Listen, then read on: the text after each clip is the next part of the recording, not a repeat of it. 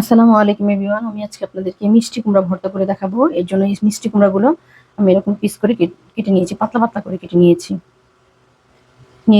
একটা পেঁয়াজ কুচি করে নিয়েছি, 4-5 কোষ রসুন, 2টা কাঁচামরিচ ছোট টুকরা করে নিয়েছি। এখানে 5-6টা চিংড়ি মাছ পরিষ্কার করে নিয়েছি, রক পরিষ্কার করে নিয়েছি। লাগবে ধনিয়া পাতা কুচি, লবণ এবং সরিষার তেল। এখানে একটা ফ্রাই প্যানে মিষ্টি কুমড়াগুলো আমি নিয়ে নিয়েছি। এখন মিষ্টি কুমড়াটা আমি সিদ্ধ করে নিব। মিষ্টি কুমড়াটা এখন পানি সিদ্ধ হয়ে গেছে এবং পানিটাও শুকিয়ে গেছে। এখন আমি সবকিছু দিয়ে দিব, কাঁচামরিচ,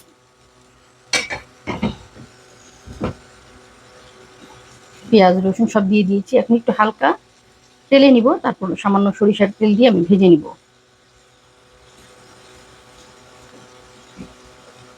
এখন এখানে সরিষার তেল দিয়ে দিব। সরিষার তেলের উপরে পেঁয়াজ, চিংড়ি মাছ সবকিছু আমি একটু ভেজে নিব।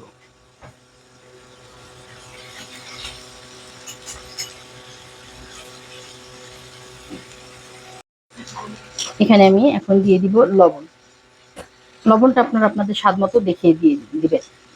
এখন এই মিষ্টি কুমড়া, পেঁয়াজ সবকিছু আমি হালকা ভেজে নিব। মিষ্টি কুমড়া আমি এরকম ভালো করে ভেজে নিয়েছি। পেঁয়াজ এবং চিংড়ি মাছ সবকিছু হালকা করে ভেজে নিয়েছি। এখন এটা আমি একটু ঠান্ডা করে নিব, চুলাটা অফ করে দিয়ে ঠান্ডা করে নিব। মিষ্টি কুমড়া ঠান্ডা হওয়ার পরে এখন চিংড়ি মাছ, কাঁচামরিচ এবং 4টা শুকনা মরিচ নিয়ে নিয়েছি। 4টা না, এখানে 3টা আর এখানে অর্ধেক শুকনা মরিচ নিয়ে নিয়েছি। এখন পাটা এটা আমি একটু চিংড়ি মাছটা বেটে নিব। চিংড়ি মাছ, কাঁচামরিচ, শুকনা মরিচ আমি পাটায় ভালো করে বেটে নিয়েছি। এখন এখানে পেঁয়াজ এবং রসুন দিয়ে দিয়েছি, এটাও বেটে নিব। হালকা হালকা করে বেটে নিব, যেহেতু এটা ভাজা এবং সেদ্ধ করা আছে। হালকা হালকা একটু ভেঙে নিব। পেঁয়াজটা হালকা করে বেটে নিয়েছি। এখন এখানে মিষ্টি কুমড়াটাও হালকা হালকা করে বেটে নিব।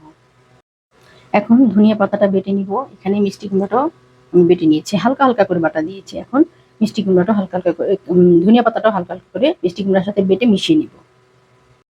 এখন সব আমি মিশিয়ে নিয়েছি। এখন এখানে সরিষার তেল দিয়ে দিয়েছি। সরিষার তেলের সাথে ভালো করে মিক্সড করে নিব এবং লবণটা এই পর্যায়ে আপনারা চেক করে দেখবেন। আপনাদের দরকার হলে লবণটা এই পর্যায়ে দিয়ে দিবেন। এখন আমি এটা আপনাদেরকে সার্ভ করে দেখাচ্ছি। হয়ে গেছে আমার মিষ্টি কুমড়া ভর্তা। আমি আপনাদেরকে সার্ভ করে দেখাচ্ছি।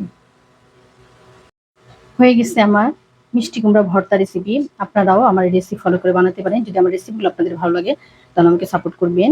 আমার নিত্য নতুন রেসিপি দেখার জন্য আমার পাশে থাকবেন। ভালো লাগলে লাইক, কমেন্ট এবং শেয়ার করবেন। যারা আমাকে সাবস্ক্রাইব করেছেন তাদেরকে অসংখ্য অসংখ্য ধন্যবাদ। আর যারা এখন আমাকে সাবস্ক্রাইব করেনি, যদি আমার রেসিপিগুলো আপনাদের ভালো লাগে তাহলে আমাকে সাপোর্ট করবেন। আল্লাহ হাফেজ।